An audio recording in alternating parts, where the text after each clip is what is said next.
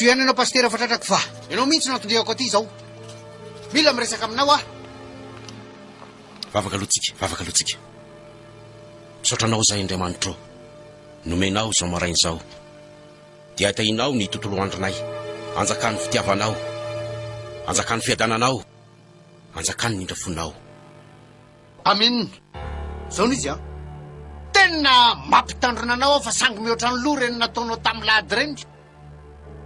Amin'ny fomba hoana no ampidiranao andreny olona mpanakorotany reny any am-piangonana? Ora zao ah, tranon'Andriamanitra ange amin'ny fiangonany.